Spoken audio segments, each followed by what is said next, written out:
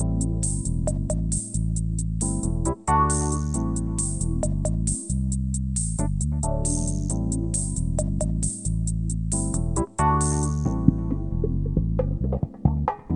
listening to the After the Show movie podcast from ascully.com. You can find this podcast on the iTunes Music Store, Google Play, YouTube, voice assistants. Just say listen to After the Show movie podcast. And you can also find us on ascully.com, where we post written reviews. With that out of the way, here are your hosts, A Scully and Sid Talk.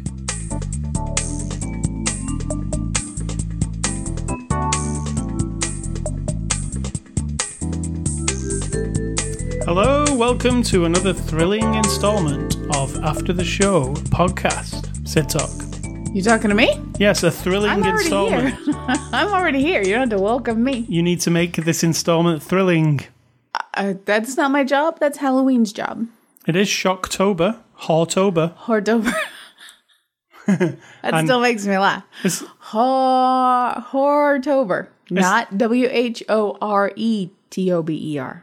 Just HOR. Because it's horror. You've decided this month we would actually follow through with what I've said for the last 10 years. Let's do horror during October. And now we're doing it, which is awesome. And you tried to pretend like it was your idea, which is hilarious. This is the thrilling conclusion of Horrortober, because we're not horror next week. We've watched 4 in a row. But next week is it still October? No, it's you're November right. next week. So next week it's November-tober. Is that right? It'll be Birthtober, because that's my birth month. All the movies should celebrate me. They should all be about you. Let's pull that off, please. Let's accomplish that. You're so vain. I bet you think this song is about you. Is that a movie? That's not a movie. That's a song for you. I don't want a song. I want a movie. I want a whole entire movie. That song's probably in a movie. And that song is about me, so. Some of these youngsters, they won't even know what we're talking about. All right, so it is Saturday. There was no one before the show, before the after the show, right? Because you were doing that and I was doing this, and we were talking about this movie, which we're going to continue to do now. So, well, we are if you let me. I'm just saying you can't skip the before the after the show discussion introduction. But you can't talk when I'm doing the introduction. I can talk whenever. All right, are you going to stop talking? Define stop. All right, it's Saturday, October the 26th. This is Hortober number 4. After the show, 605. We're a movie review podcast. We're about to review a movie, and that movie is 3 from Hell. It's a 2019 movie. It's out on Blu-ray and 4K and digital right now. Rated R. Actually, we watched the unrated cut. And it's from our friends at Lionsgate, who sent us a copy for review. Sid Talk. You tell us the synopsis of 3 from Hell, and then I'll give you the one off the box. There's no synopsis. It's just 3 crazy MRFers. I'm going to try not to swear so much. MRFer. Does anyone know what that means? No. They say that word enough in the movie. I'm a little spent on it right now, so mofos, we'll say. 3 psychotic people just terrorizing other people. So the characters from previous Rom Zombie flicks. Rom Zombie. Rom Zombie. Who's that? Rob Zombie. All right. But that's my synopsis, and I'm pretty sure that is not what's on the box. No, on the box is, first there was House of a Thousand Corpses. Then there was The Devil's Rejects.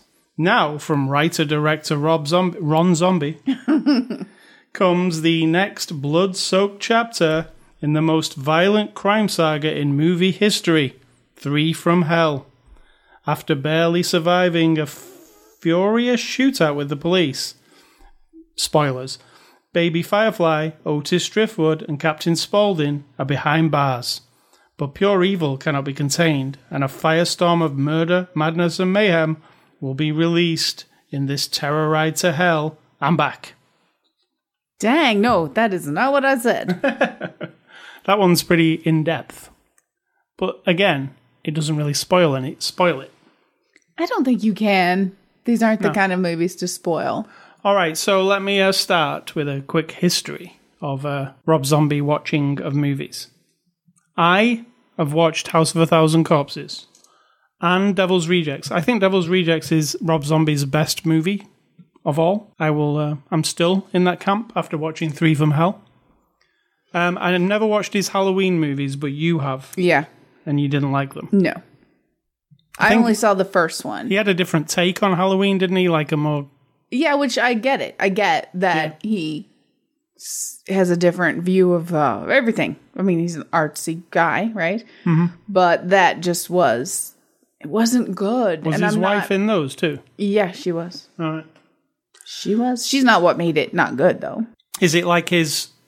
Are those like Hollywood type movies, or are those kind of grindhousey like this? They're more Hollywoody. Right. A little less, grunge. Right. Yeah, that's what I thought. Yeah. So I really loved... I liked House of a Thousand Corpses. Didn't love it. I think it's okay. It's grimy and kind of dirty. I like that about it. But I think Devil's Rejects is excellent. I still think it's excellent to this day. What's excellent about it? It's very well set up. I like the way it's played out. It has a really, really like cool conclusion to it, which I think this movie might have spoiled slightly. Might have actually robbed that of its effectiveness. The ending of Devil's Rejects, because this kind of cheapens the ending to that. True. So, I just really liked. It's really grimy. Devil's Rejects. It's kind of effed up. It's more effed up than this movie is, actually. And I really like it. It's my favourite movie of his. So Three from Hell is obviously the sequel to Devil's Rejects. And there will be spoilers from this point onwards, because I don't think we could talk about this without spoilers. Agree.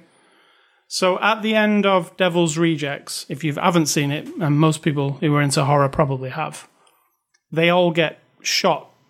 Like, not just shot. They get multiple bullet wounds. Where you're like, you see the people in movies go, yeah. They get 20, 30 bullet shots into them, all of them, in the back of an open-top car as they drive in. The police just mow them down. And that's the ending to it, that they go out in this blaze of glory and they're all dead. Turns out, in this movie, how are they still alive? Sid Talk. They just happen to survive. They survived the bullet holes. How? They don't say. They just save them. I don't know. There's no explanation. See, this movie starts like a documentary. It's like news footage from saying like, oh, the what do they call themselves? The Firefly family. I mean, what do the media call them? Three from Hell. I don't think they ever say that, do they? Yeah, the headlines on all the newspaper clippings say right. Three from Hell, Three from Hell. So it starts off with all this TV footage and news clippings showing you that they survived this, unsurvivable thing.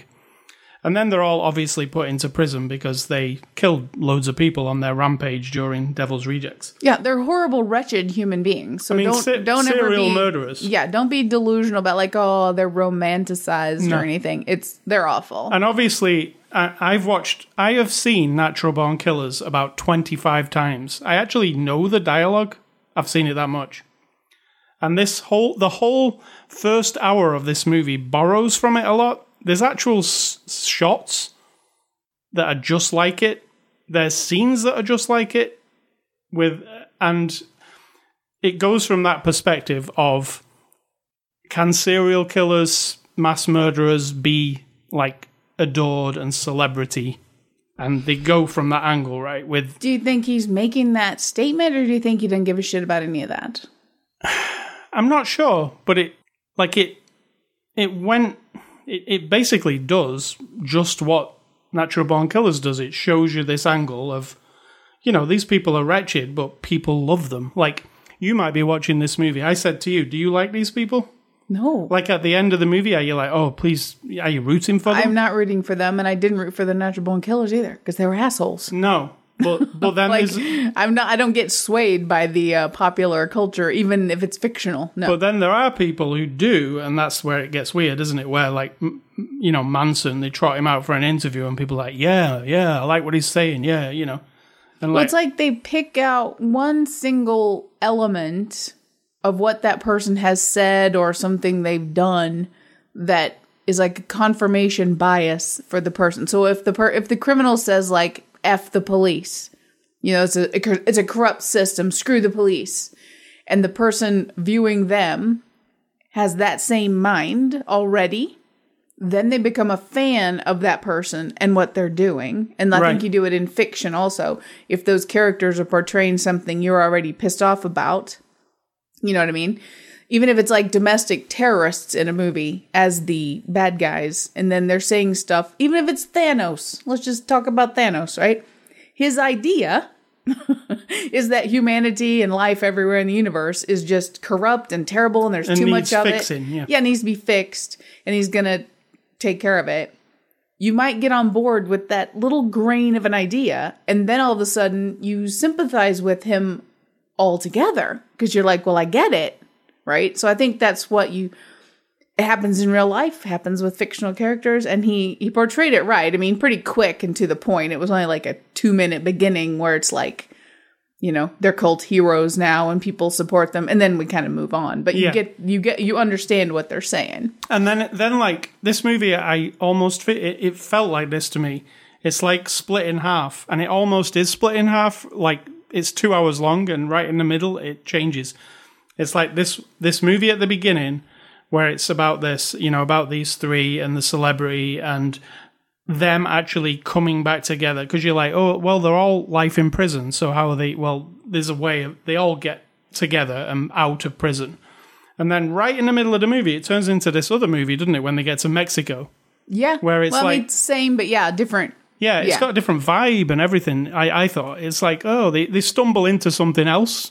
Like, I would say their past comes back to kind of haunt them, is what happens. Mm-hmm. And they stumble into the wrong place at the wrong time. And then it becomes like, you know, I was thinking of like a Robert Rodriguez movie, like a El Mariachi or Machete even. It's like this exploitation of Mexican, like, crime It wasn't movies. really that far. I didn't feel like it changed the vibe that much. It just changed the scenery. Yeah, but... You know, it felt like it was split in half, though. There was this grimy, like, escape or murder prison movie. And then there was this action movie almost at the end, right? Because it's a lot of guns and it's a lot of shooting. And it's like a big, you know, a standoff in a Mexican village. I mean, it didn't play out like the end of True Romance or anything. It's not like that. No, but it's like like I say, like, you've not seen El Mariachi, but that's what it felt like to me. The whole vibe of the end part. With the machine guns and the... But it wasn't like constant also. You know, it wasn't like just a constant bullet fest. It was like shoot 'em up, wait a while, shoot up, wait a while, couple shoots, wait a while. So I didn't feel the same violent. I really like Rob Zombie's like effed up kind of vibe to his things. This movie feels really grimy and dirty, and I thought it looked really good for its budget. Like it's really sharp, and it's got this... He does a thing to make it look like a Grindhouse movie, so it looks kind of tatty, but it's still very clear. You know what I'm saying? Mm-hmm.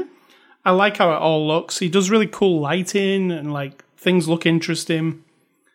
And I liked it, and there was some really violent parts in it. Like in the middle, it got really effed up. I thought, you know, with the home invasion, let's call it. Yeah, very. That was the beginning, really. Yeah, well, towards the end of the first bit. As I'm saying. Beginning of the movie leads you to, yeah. Yeah. And it was kind of effed up, all that part. Like, it got more... You think it was more effed up than the motel scene in House of a Thousand Corpses? Or in Devil's Rejects? Well, that's pretty effed up, too. Yeah. But this was pretty... It's not like they're upping the ante. When she's chasing the naked woman down the street... and that's just disturbing. A lot of stabbing going on. Yeah. There's a lot of stabbing in this movie. Like, I was like, wow, they really went that much. Do you think that might be because we watched the unrated version, do you think that scene in particular was probably like the added on bit? I mean, the stabbing, what I noticed was we've seen a lot of horror movies, lots of stabbing. We're not affected like, oh, I think I just saw a person get stabbed. So horror movies don't really affect us the same way as other people. When I'm seeing someone get stabbed or shot, I have seen enough making of video and footage and understand how shit gets done behind the scenes a little bit. I've never made a movie, but I get it.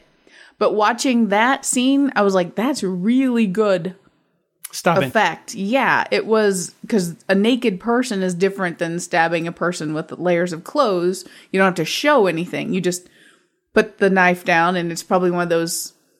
What do they call it? Like it. The blade goes into the handle. Retractable blade, and then a blood pocket pops, and then their clothes get all bloody. This is just a person naked. I was focused on that, like, wow, how did the special effects people do that? And it was in the daylight. It wasn't at night. Yeah, so I'm a little bit removed. I think Rob Zombie's always been gratuitous gore, violence, and unnecessarily proud of the violence. I'm not a huge fan of that aspect of it, but I like the sort of full frontal, pardon the pun, of it. It's kind of like, fuck everybody. There's my swearing. I'm just going to do it, right?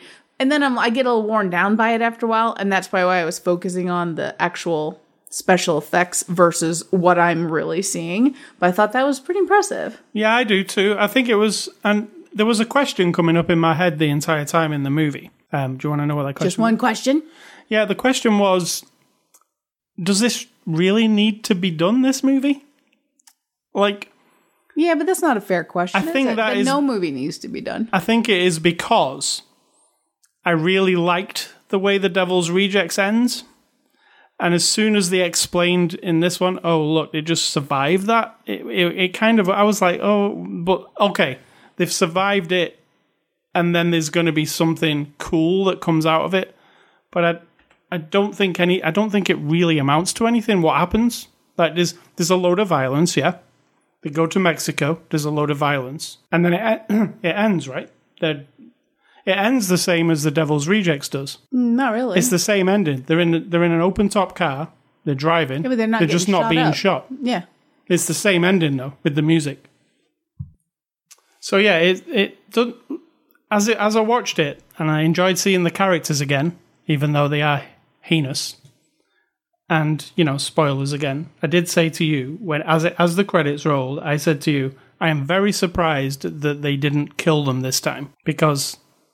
I'm not, because he wanted to find a way to use them again, and then he did find a way, and so... And he wants to use them again? Is that what you're saying? Yeah, again? Possibly. And if it's got this big of a cult of following, as they made it sound like, why would you ditch him? You know what I mean? In 10 more years, you've got an even different dynamic, a different possibility. So leave your doors open, Yeah. Now, there is a big difference in this movie from The Devil's Rejects.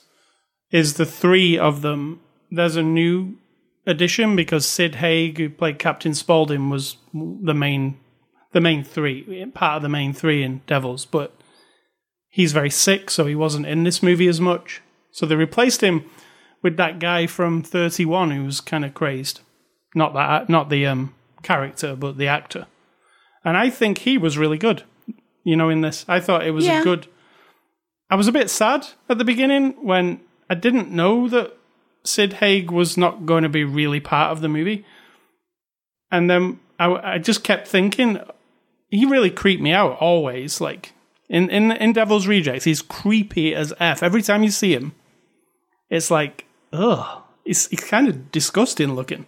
True, but I had the opposite effect. I was very glad he wasn't in the rest. I don't want him to be dead. I'm just saying I thought he was the weakest part of those movies. He was one of my favorite bits. And so I was like, I don't want to have to look at that. It's just over the top. I know they're all over the top, but I have a threshold, I guess, where I'm just like, okay. When he's got his clown makeup on, I think he's a pretty memorable character in that movie. So if you're, you don't get a lot of him in this movie, maybe a minute, maybe 2 minutes, right? At the beginning. Yeah, but I mean, it's impactful. He gets to do a monologue, which is kind of cool. But they replaced him, with another guy who I actually think did a good job and carried it on. His voice, that guy. What else does he do? Because I like his voice. Yeah, you know what? I didn't really like 31, but the very beginning of 31, where he does that, where he's putting his makeup on and he does that speech into the mirror. Yeah, he's good. That monologue part, but then that movie kind of falls apart. That monologue part. I mean, it's all right. Yeah, I remember you turn that on, that movie, and then he starts to do that monologue, and you're like, oh wow, this guy's something amazing. Like, this is going to be great. Like, this is next level stuff, and then the movie's just real generic and doesn't really. It's just like a crappy version of Hostel or something, or a game show thing where they, where they shove people in a thing And again, like you would, I mean, I don't think any movie shouldn't exist. I might not like it, but that doesn't mean it just should be erased or never made or whatever. But it didn't seem to move anything forward. No, and I don't think this does really, unless if you love these characters, love is a strong, like we've discussed earlier, some people will love these characters. You get to see them do more stuff, which their stuff happens to be killing people, and you get them, they've got some like snippy dialogue with each other, I think. I do like, Baby as like, she's kind of mental in this one. She's not the same as she was in the second one. It's like she's almost like a different person. Oh, she was pretty mental in the other one. That's why I always noticed about her. She wasn't quite like this. This was a bit OTT for me. Like she's been in prison for over 10 years. And being abused and all kinds of shit in there. But so if she has mental health issues that are not being addressed, she's just been left to go crazier than she was to begin with. So Plus, we have to go back to House of a Thousand Corpses. That was her family. Yes. So there's been no break in the time for her to come out into the real world to have any sort of real normality. She's gone from that to murdering to prison to crazy. Yeah, so let's go on to the cast here. Was there anything you wanted to say about the plot before or anything that was stuck out to you? Or I mean, the plot is just basically, like you said, they recovered from the last thing. They're old, so we had to give them a time skip. And then they are not in prison anymore. And a bunch of people die as a result. Yeah. The only thing I can think of that is a link to anything is when he says to Machete, revenge sucks or something like that, payback is hell. Yeah. And then I was like, what are we talking about? We've never seen him crisscross with Machete. No, maybe that's another movie. Exactly. That's what I thought. Like, somehow that's going to be like a prequel or something from something else. But. Yeah. So moving on to the cast, Sherry Moon Zombie reprises her role as Baby Firefly. She was a bit OTT for me in parts, but then in other parts I kind of liked her. Yeah. There were parts near the beginning when she was in the courtroom and stuff where she was just playing it a bit. I was like, oh, it's a bit... But there again, she is kind of fucked in the head and she's a maniac. But then she kind of pulled it in a bit towards the end and she wasn't quite so... Absolutely. Or maybe I just got used to her. I was trying to figure it out while I was watching it. Was it because I got used to the style of what she was doing, and then I was like, oh, okay, she's going because she is really crazy. But also, he seems like he likes lots of dynamic things going on, and so in that instance, we're in a room, kind of like a courtroom, but it's not. It's like a parole hearing. She's sitting in a chair. Everyone else is sitting in chairs at tables. We're just having a short little discussion. Not much is going on except for the questioning. So the camera's going back and forth, back and forth. He seems like we've seen enough of his movies to know he likes movement and something happening. So her acting, like kind of twisting her head and flippering with her fingers is something happening other than him asking her questions. Yeah. Exactly. Now, if she'd played it totally downtoned at like she was sort of, Jack Nicholson in One Flew Over the Cuckoo's Nest after the, kind of like, blah, that wouldn't have had the same, you know what I mean? If she just sat there and answered their questions, it wouldn't be quite the same. Actually, I was just thinking, Natural Born Killers, when they captured Juliette Lewis and they put her in the cell and she just pretends that she's just mellow and nothing wrong with her. And she's just real. And then they let Jack Scagnetti in the cell with her and she just rips his throat out. Like she's real, just plain. The thing is, though, this character, I don't think she's aware that she's crazy. Yeah, I think she doesn't know how to control it. She doesn't know how. She can't, like, turn it off and on. It's her regular state. It's her, yeah. And that's what I like about the character. And yeah, she can be a little... I liked her more in this than I have in anything else. I will say that for sure. And she does get to do some crazy stuff. Yeah. And she, you might have seen the poster or the cover for this movie where she's wearing like Native American headdress and kind of dress. It's more of an image. It's very striking looking. Yeah. And she's got loads of tattoos from prison. She's been tattooed up. So she's pretty striking to look at the entire time. She never really dulls herself down, does she? She just, like I said to you as well, she looks like she really smells bad.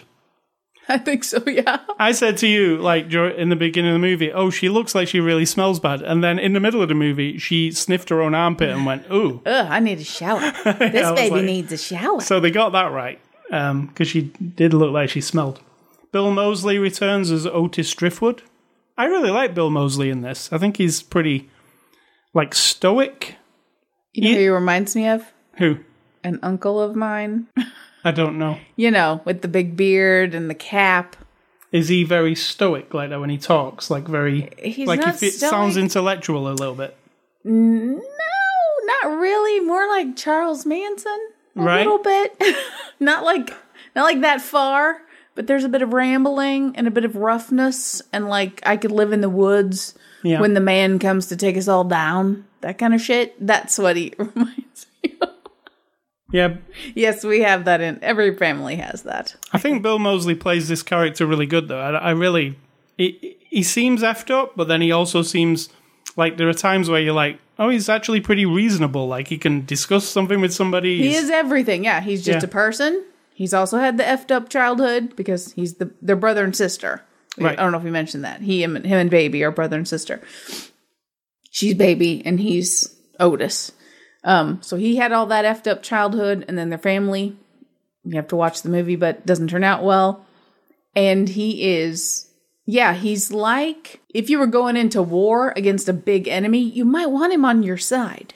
Yeah, because he's insane and brutal and horrible, and also he knows how to think through things. So that's kind of an interesting character. Yeah. Still don't have any sympathy for him. I think they should all be annihilated, but hey.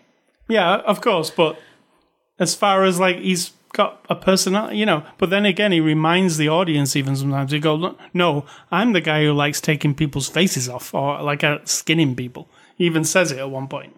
So he is, sometimes you might think, oh, he's, like, the one who's together out of these lot, but none of them are. And then they replaced, you know, the Captain Spaulding guy with this new guy, who's Richard Brake from 31. And he's Winslow. And what is he? Like half-brother? What? Yeah. What else has he done? He was 31, the main guy. Yeah, what else? I don't actually know. What else? But because his voice is really, like, mesmerizing. He's like the half-brother that you don't know about, that's conveniently now with them. Exactly. Well, they had to, you know. Yeah. They can't help that Sid Haig passed away. No, that's true. And yeah, Sid Haig did actually die just at the end of this movie, to what, you know, as they were editing it. I'm surprised they didn't put it in the credits for him, like dedicated to him. Well, I don't know if Rob Zombie's that. Hey, what do you know about Rob Zombie? That's true. I don't know. He seems very straightforward. Like, you know, he would have dealt with all that in real life, not on the movie screen. But I don't know. You're right. I don't know. He's a stranger to me. Exactly. I have no idea. You have no idea. No clue whatsoever. So, this Richard Brake guy, it's not exactly like the character he plays in 31, but it's just, he's kind of like rednecky, like, what would you say? Yeah. Like one of the characters from, like, Texas Chainsaw Massacre or something. He's like one of those. Pretty talkative. Scary a little bit, though. But he does that thing where he holds the shotgun, like, in one hand, you know, and he's got, like, the stinky... He looked like he smelled bad. They all look like they smell bad, to be honest, right? Yeah. This movie just feels dirty and smelly. Like, I wouldn't want smell-o-vision with this movie, because it'd be pretty nasty. Also, I want the story about this half-brother got involved, because that means, where's he been? Yeah, we didn't get... What life did he have? That was one of the things where we like, what? Where I was like, well, I understand we need another one, but because it's 3 from hell, but what? Like, it wasn't really covered, was it, very well? Did you see, he was in Game of Thrones. I don't remember him in Game of Thrones. He was the Night King.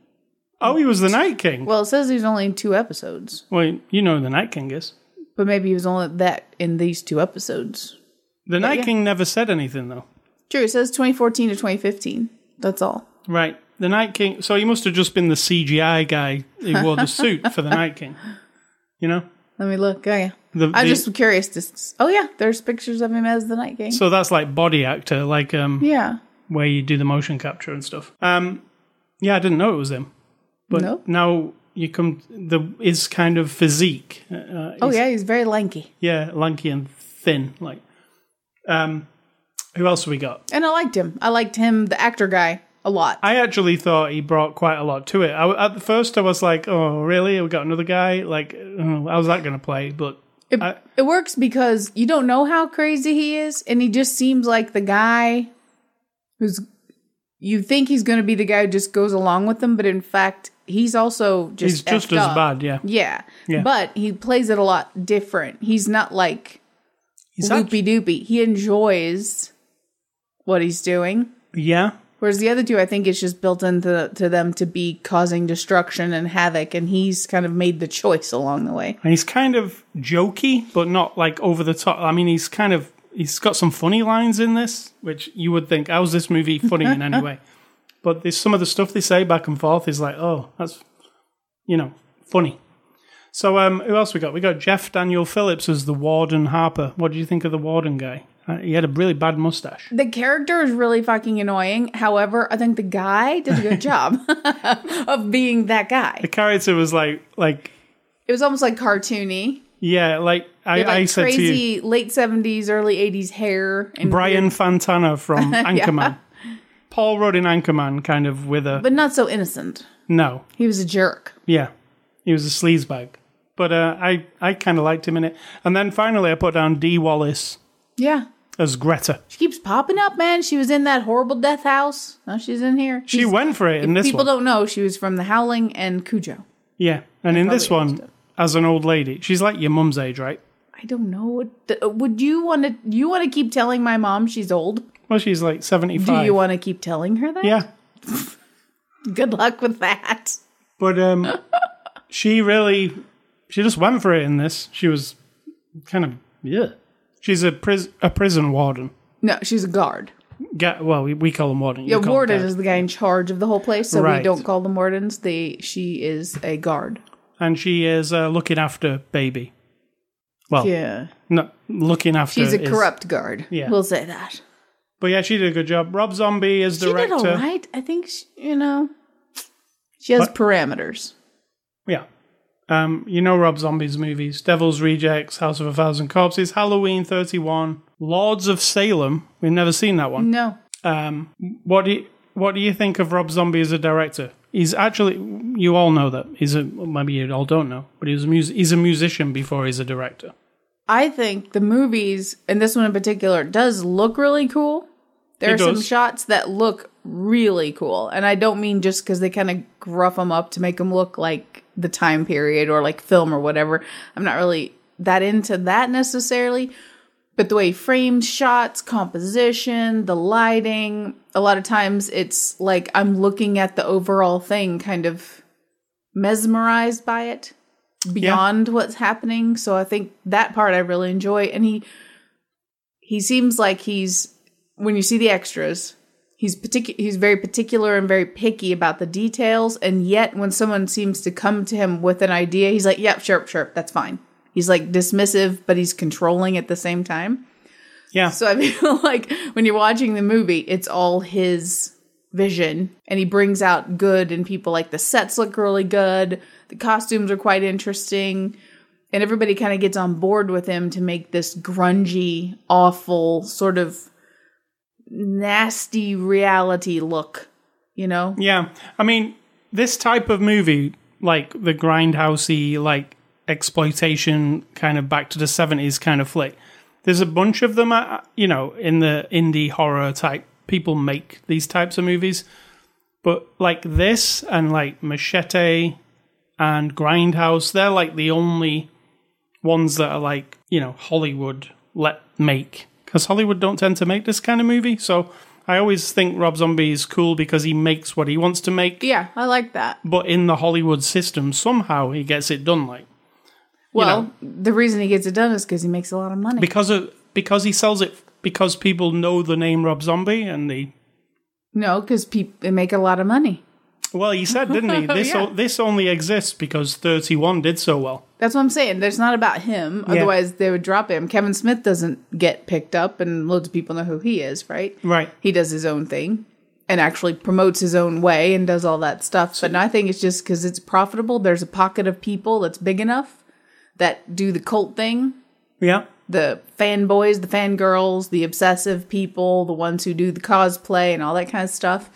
And they pay the money. And, his last film, 31, was actually a Kickstarter. He said, I'm thinking of making this movie. I've got to raise money. He raised the money like in the first day on Kickstarter and made that whole movie.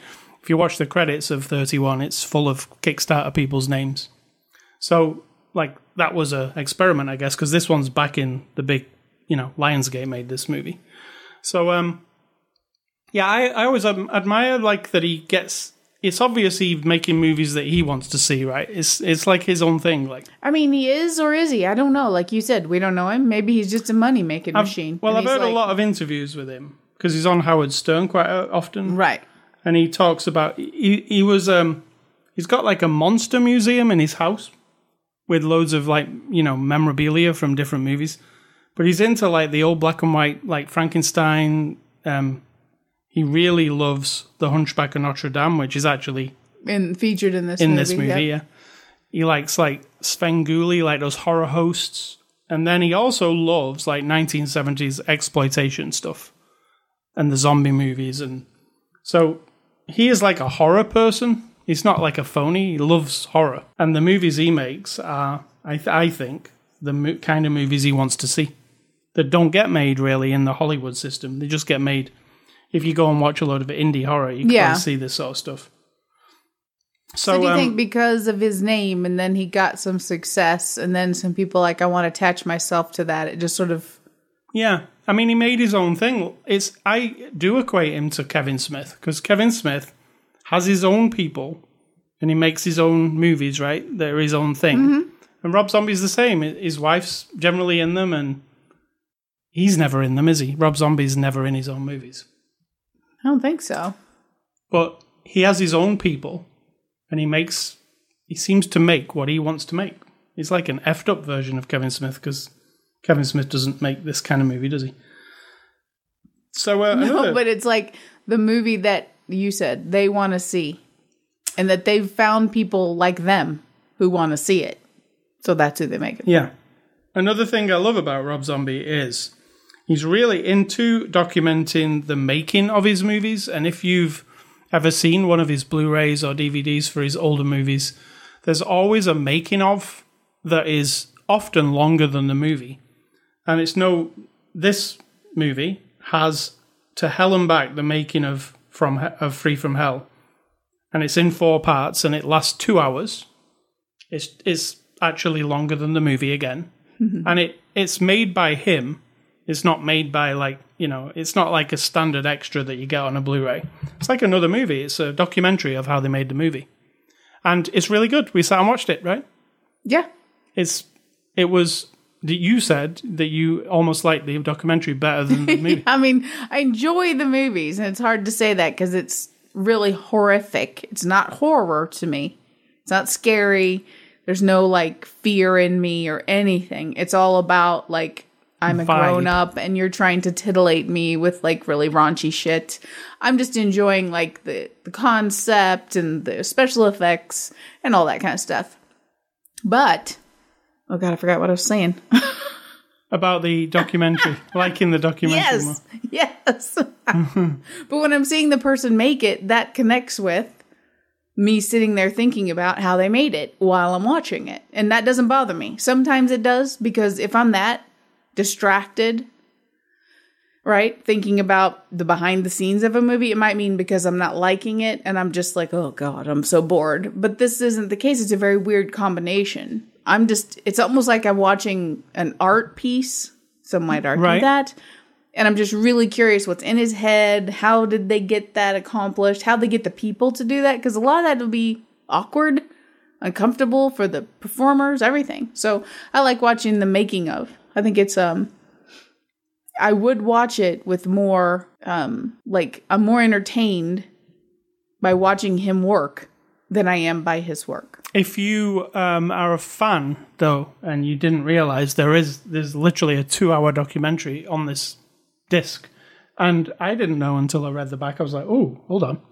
So it's good value if you want to watch the making of, because not only is there that, there's also a audio commentary with Rob Zombie throughout the whole movie.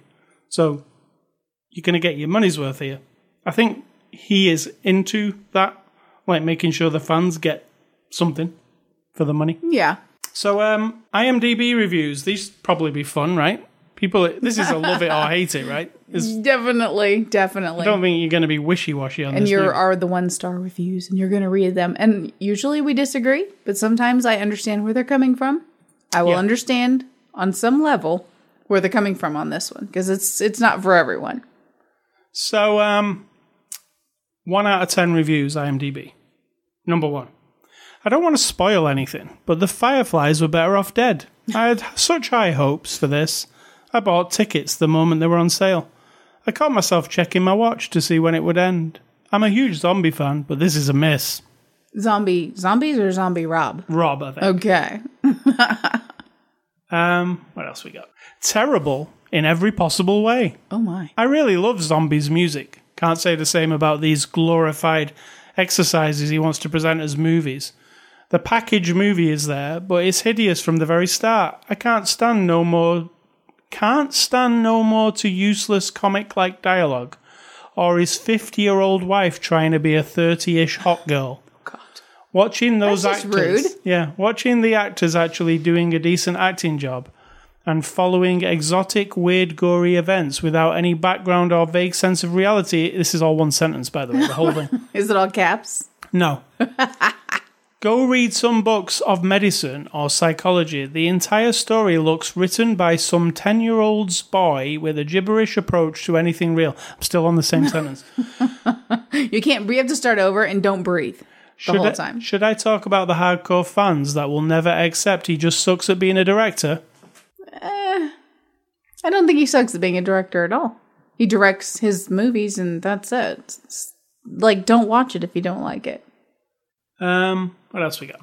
It's not an insult of any kind to watch his movie, and if you don't like it, there's a button that you can press. It's called stop or back, whatever device you're on. This guy says, this is easily the worst film ever made. Ever made. So we need to make a list of all the worst movies ever made, and all of them. They're in competition with each other. Rob Zombie should just stop making films, as he's not very good at it. And it's an awful epitaph to Sid Haig. Avoid it at all costs. First of all, you don't know, because you don't know those people. So you don't know what Sid and him, what kind of relationship they had, so you never know. Who knows? He could have loved it. So that's not fair. This one says, this is the worst 2 movies I've ever seen. Enough said. And we're just talking about this one movie. So. That is enough said. You're right. Yeah. We're all over it. And finally, with the reviews, this guy says, looks like the director and screenwriter want the movie to be famous for its insults. How can killers be heroes? How horror in movie? Was that a whole sentence? How horror in movie? How horror in movie? I don't know what he means. But anyway, I mean, they're entitled to their opinions, of course. And I'm not saying I'm being a snobby film person, because this isn't that kind of film. But I mean, I guess I would assume people know what they're getting into. But you know what? They might not. They might just see, like, this cover, and it just looks interesting. Definitely interesting. It definitely does. And then they're like, what is this? Yeah. So that was Rob Zombie's 3 from Hell. I'd recommend it to certain people who like kind of. It's a very specific film. Yeah, I would very not spring it on anyone. No. I wouldn't say to someone, watch this and then tell me what you think, because that would be rude. It's got an audience, and it's the audience Rob makes it for. And we're probably part of that audience. Yeah, I mean, we're not those hardcore people. We do like to watch effed up stuff, and it doesn't really bother us. Like, that is true. That's a fair statement. We've said it. What does that say about us? We've said it numerous times. We've sat all the way through and watched Irreversible. Correct. And talked about it and experienced it and never forgot it. Because we both understand it's a movie. Exactly. And it is someone's expression of some ideas. Some movies are just to exploit titillation and to make money, and that's whatever. So some art, some art paintings that are done, they're just to be appealing to the eye, so someone will buy it and hang it on their wall. It's like it's all the same kind of deal. So I don't really try to snob out too much about movies. There might be a few lately that I've been like, oh my God, Death House was so bad. It really was. But there's going to be a group of people who it's like their favorite movie ever. Was Sid Haig in that one? Yes, he was, actually. Right. Yeah, he was like, he wasn't well. You could tell he wasn't well. Right. So rest in peace, Mr. Sid Haig. Yeah, I appreciate what he does. I don't particularly like his characters, but I mean, get it. His characters are like really fucking disgusting, kind of, and it's hard to even look at. More than disgusting sometimes. But I think he did that really well. Yeah. Good job, Sid. Yeah, good job. You were disgusting. Next, thanks to Lionsgate for letting us review this movie. Next week, we're looking at the movie The Peanut Butter Falcon. All right. You know that one? I do not. You don't? Well, you're gonna be watching Am I that supposed one. to? No, but it's not on the horror tip anyway. We're off the horror tip and back onto other things. Okay, it's time for Christmas then. Christmas movies. I do have Bad Santa too. You know what I haven't watched? Hocus Pocus. Oh my God, I better watch it. That's a Halloween. I know. You've also not watched The Nightmare Before Christmas, which is a Halloween movie and a Christmas movie. That's a Christmas time movie. It's kind of both. You're right, but I do it at Christmas time. Also, Frankenweenie. Frankenweenie didn't trip my trigger the way it did yours, so. All right, so movie recommendations. I'm going off the back of Rob Zombie's 3 from Hell, and I will recommend you Machete. We didn't mention earlier that Danny Trejo is in this movie. You did mention it. I didn't mention him in the cast. Oh, yeah. But if you blink, you'll miss him. He's not really in it. He's in it as much as Sid Haig is in it. Yeah. But I'm going with Machete and Machete Kills, which is the second one, which I like the second one a lot because the second one is crazy. It goes crazy at the end. You've got to admit, the end of Machete 2 is crazy. I don't remember it, but I assume you're correct. Yeah. It involves space and a spaceship. Oh, correct. Yeah. It is fucking crazy. Yeah, you're right. It just like, they're like, yeah, whatever. We're just going to go crazy with this movie. And they do. I really liked it for that. And my other one's Grindhouse, which Rob Zombie had a part in. He made like a commercial in the middle of it. Grindhouse, Planet Terror, yes. which is Robert Rodriguez's bit. It kind of has the same vibe as these movies, Devil's Rejects. It's just like messy, kind of gross and messy. Yeah. And objectionable sometimes. Like you're like, oh. Yes. Like the woman in the Devil's Rejects. Yeah. Yes. That's enough. I'm like, done. Me and you were like, but like some people would literally walk out because they're like, so what's wrong is with this us, really happening? Then? Something's wrong with us. Yeah. Something's very, very wrong. So that's my recommendations. Yours are? Mine are The Bad Batch or Bad Batch. I forget what it's actually called. You know what I'm talking about. Yeah, it was good, that one. With it was? In the desert with Keanu Reeves. Yes, I really like that one. Yeah. And Revenge. The other one that you liked a lot with the young woman and the... Revenge. The reason I know about Revenge is Tarantino has like his list of movies that he loves every year, and Revenge was on it, and I was like, what's Revenge? I've never even heard of that one. So I found it, and we watched it, and it was really cool. Yeah, I mean, it's awful. Don't get me wrong. It's got awful themes and people doing horrible things to other people. However, it's done in a way that's like kind of... It's a female director doing a... female revenge movie. Revenge movie, yeah. It's exploitive. It's got but it's... it's pretty cool. It's a little shocking, and I had no idea what it was or where it was going, and so I was like, whoa, that's all right. I liked it. I think it's French, right? Don't know. It wasn't subtitled or anything, was it? Yeah. The guys didn't always speak. They were French guys. I don't remember that. Guys. Interesting. It wasn't always subtitled, but it was sometimes. What else we got? Hey Scully stuff. I have been playing some new games this week. Call of Duty Modern Warfare came out yesterday. I've played... Yeah, we know. Well, I've not really played... All the wives know. I've not played much of it at all, to be honest. Yeah. Maybe 3 hours this morning. Yesterday, what happened was it came out on Thursday night. And then, because Call of Duty is so popular, the servers can never... kind of hold up on that first night. There's too many people trying to connect. So, and you were kind of heartbroken. Yeah, I couldn't connect. Yeah, I couldn't even play the campaign because you have to connect to load it, which is, I don't know whose decision that was. That is dopey. Because the campaign's a single player thing. So, why would you have to connect to the server to play it? Doesn't make any sense. But, when they got it fixed the next day, I did play, 3 missions of the campaign, which I'm really loving so far. The campaign is very, controversial.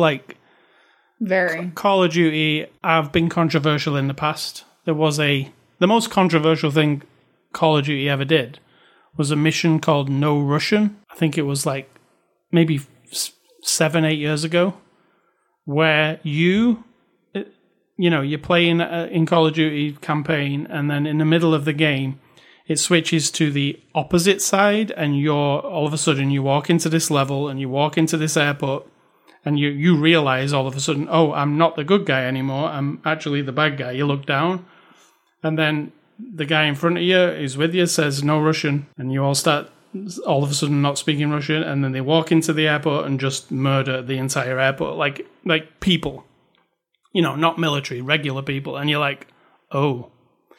And that was where Call of Duty got this, they're really controversial, and the news picked it up, and you never really see that in a movie even, do you, No.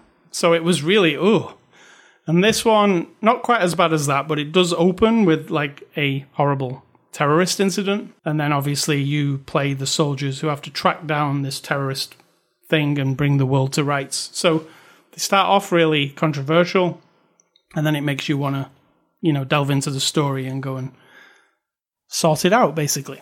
Military style. So yeah, it's a good campaign. It's one of my favourite ones so far. And then I played some of the multiplayer today, and the multiplayer is like Call of Duty. It's a lot more realistic. There's no, for a few years there, they went to, jetpacks, and it got a bit crazy, actually, Call of Duty. They had jetpacks for a couple of years. They had, crazy stuff, pink guns that have unicorns emblazoned on them, and all just crazy, stupid kind of stuff. This one's really realistic. There is none of that. You can't have a pink gun, for instance. Because would the military have a pink gun? No, right? True. So I don't know if making it more real is better. That sounds worse, but hey. Well, they've gone more military rather than silly.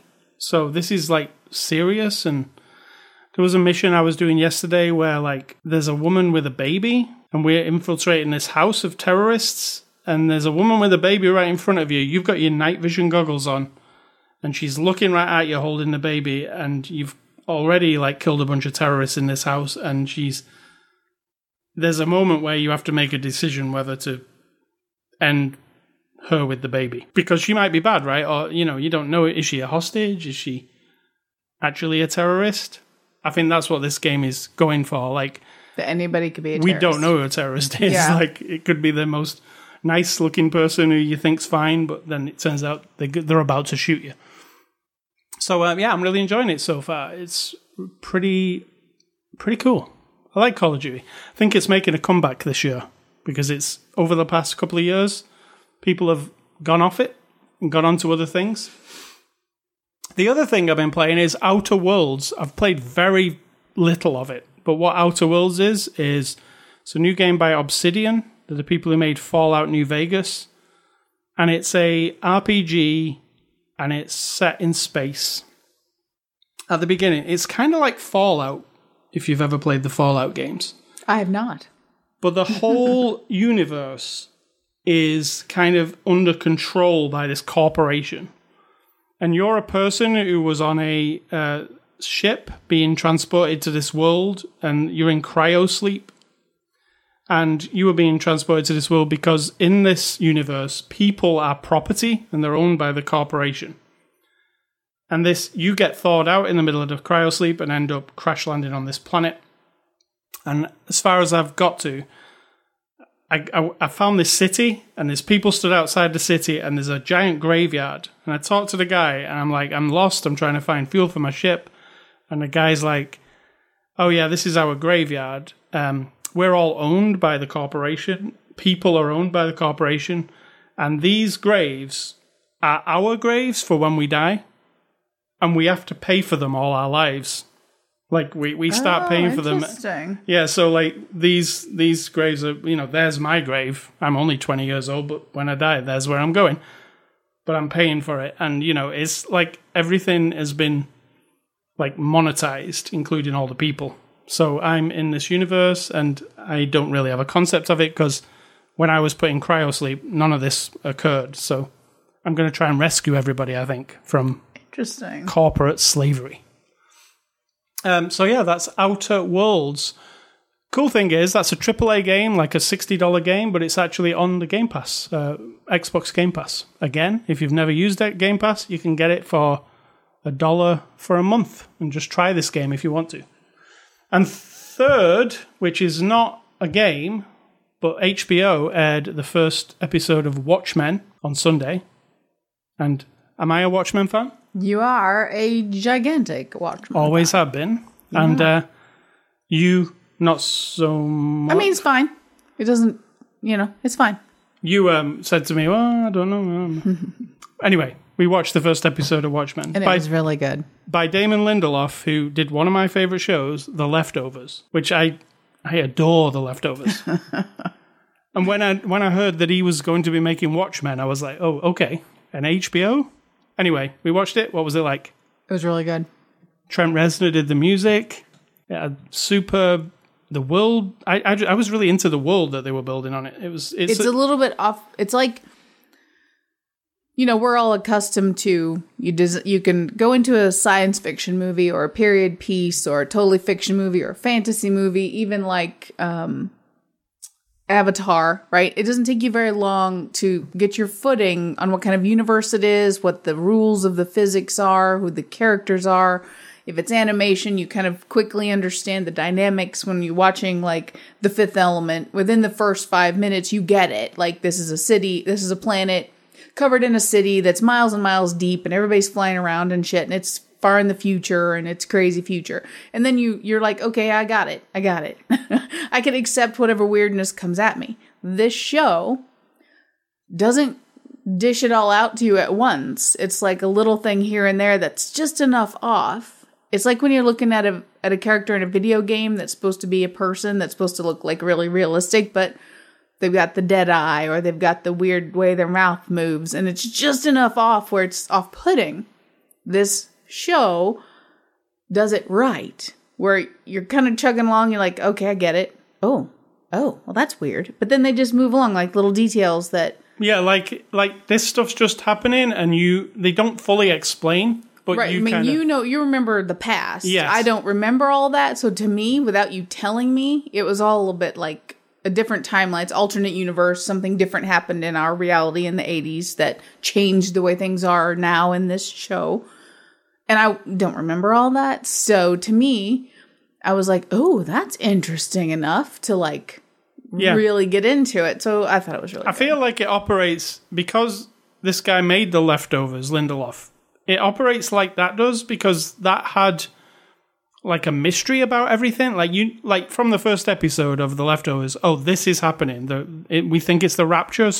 A bunch of people disappear. Yeah. But then the rest of the thing wasn't always about that, was it? It was like the world and how people live in the world. Yeah, I'd rather it be about that all the time. Leftovers got a little tiresome for me a little bit. But this here is like the world building, like stuff's happening. It sneaks up on you. Yeah, I mean, if you read the original Watchmen comics, and you're like, well, and I say this is a sequel to those comics that's set in 2019, and those were set in the 80s. This includes we see Dr. Manhattan on Mars, right? I mean, that's something that you might not fully understand. True. There was a little TV clip of Dr. Manhattan stood on Mars, and I was like, oh, okay, we're going full on Watchmen. This is not like a side story. This is the Watchmen. Like, we're going to experience the Watchmen. So it's on again tomorrow night. I'm really looking forward to seeing what they do with it. We, you know what was really funny? Is we watched the Watchmen, and I was like, it ended, and I was like, my brain was spinning. Like, I was like, ooh, woo, woo, woo. And then we watched The Walking Dead, and I was like, oh my God. Like, The Walking Dead's, like, story is such low quality compared. Like it feels like there's nothing really happening in it. Like, I know. And when it's over, you're just like, okay, there's some... See, you're catching up with me because I've felt this way for about 3 seasons now. But Watchmen's so dynamic, and there was about 100 things to think about. I was like sat thinking about it going, it's unfortunate, but The Walking Dead is slowly removing my affection for post-apocalyptic zombie world. But the... Is it a post-apocalyptic zombie apocalypse? Yeah. I was thinking today about a story where people turn into like The Walking Dead, but they don't eat you. It's just like billions of people walking around still alive, but they've died, but they're gross and disgusting. And they're we just menace. have to live with them. Like, yeah, they're like a menace, but they don't do anything. They just are rotting and walking around. So they're like trash. They're just, I don't know why we haven't solved the problem in the world, because all you have to do is basically just walk up to them. And kill them all. But they won't die unless you do something really extreme. Oh, there's no killing them. They just always... Well, I mean, if you burn something up, it becomes ash. But there's billions. Like, there's 8 billion people on the planet now almost. So let's say that instead of the leftovers, which did like a wimpy little 2% of all of people disappeared. I mean, come on. They should have done at least 50, right? 50% of all people. Do not diss the leftovers. I'm just saying. So in my zombie apocalypse, like, almost everyone has died from this horrible virus, but they're still walking around. So you've only got about 1 billion people left. So it's just overwhelming to get rid of all the dead people. The other thing that stuck out to me about Watchmen is it has the level of production that Westworld has, and I love Westworld. Yes, it's very high quality. And the people who are in it are awesome. Like everybody who... We only just met everybody because it's the first episode, but everybody that came in, I was like, oh, she's really good, he's really good. True. The guy with the silver mask, that whole scene where he's interrogating somebody with his... See, people have got superpowers as well. It's a DC show. Yeah. It's just not the same as Don't think too hard. It's not like Supergirl by the DC. It's like, you know, it's very adult. It's not Supergirl. But even though I'm not dissing Supergirl because we love it. Yes. We. Listen to you. You're talking like we have the same brain. Well, that's okay. I'm speaking for you because I believe you love it as well as me. I do enjoy it. I enjoy it a lot. Yes. I will say that. All right. So what is for dinner? Tonight we're going to have veggie beans and weenies. People don't know what beans and weenies is. Sausage. You need to get a life. It's not sausage. It's vegetarian or plant-based is the new hot way of saying it. But they're just hot dogs that are made out of plant and... Plant dogs. That's what they call That's kind of contradiction, isn't it? Plant dogs and Hortober. Our new words are going to add to the dictionary next year. They're just plant-based, big hot dogs. Chop them up. Fry them up a little bit. Oh, but you didn't like them last time. I forgot. I didn't know. They were kind of weird and squeaky. Well, that's what we're having anyway. So if you don't like it this time, it's unfortunate. But then I just use a can of Bush's beans, which are the vegetarian beans. And if you didn't grow up with baked beans and weenies, it's really sad for you. But my mom used to make kick-ass beans and weenies. Well, which is like her own recipe of baked beans. And then loads of hot dogs that are all fried up, like kind of browned in a pan, then dumped in there. Oh my God, so good. Well, nobody made them special for me as a kid. Nobody's like making homemade recipes. But I'll tell you, Heinz, they do a can of beans and sausage, they call it. Mm-hmm. We call it beans and sausage. But they're like little hot dog sausage in a can of beans, and you just empty that and warm it up. I ate so many of those on toast, you know? And it's always been delicious. Well, Sue, unfortunately, if you don't like it this time, I don't know what to tell you. All right, so what's your advice? And let's bugger off. My advice is to know thyself. Who Guess are what? you, Jesus? I didn't make that. I don't think Jesus said that. I'm pretty sure. I don't know who said that or what it's in, where it came from originally. But talking to my mother, this is why I think it's really important to be self-aware. My mother has always claimed... that she has no clothes to wear. Oh, I've just got nothing to wear. So then she'll go and buy clothes at Goodwill and garage sales, and she'll get a shirt for $1 and a pair of pants for $1. You know what I'm saying. And I was telling her today, I remember as a kid going to her closet and her clothes were so jammed in there that, they wouldn't come out. Kind of, well, my clothes I only spend like $5, and those were a lot of times I would go to garage selling, and did you see how many clothes your dad had? And I don't have that many clothes. And I'm like, you're not very self-aware, because you can ask any of your children, there's 4 of us, does mom always say she doesn't have anything to wear? And then you look at her clothes and she's got a shitload of clothes. They'll all say yes. Well, my mom used to have so many clothes. I'm like, we're not talking about grandma. We're talking about you. Your perception that you do not have a lot of clothes is what fascinates me. That you're not aware that there's something that she's been taught, right? To not be proud of, or that it's not a good thing to have tons of clothes for some reason, even though she's a cheapskate and she does not buy expensive clothes. Something about her tells her to always say, I just don't have anything to wear. I just don't have enough clothes. And then she goes, I not recycle. What did she say? I clear them out. Every year I give a lot back to the charity shop. I said, a person who gives a lot of clothes to the charity shop has a lot of clothes. Exactly. And I'm looking at her, like, finish my sentence. And she's like, what? I said, a person who gives a lot of clothes to a charity shop has a lot of clothes to give away. Well, I don't know about that. I was like, whatever. So that's my thing, is like, she goes, I said again about being self-aware and like how you perceive yourself. She goes, how do you perceive yourself? I said, I think that I'm bitchy and bossy. I'm pretty talented in some areas. I'm relatively intelligent. I'm not terribly attractive. I can be difficult. I told Paul when I first met him 21 years ago on the internet, the old internet, one of the first conversations ever was, I am very difficult.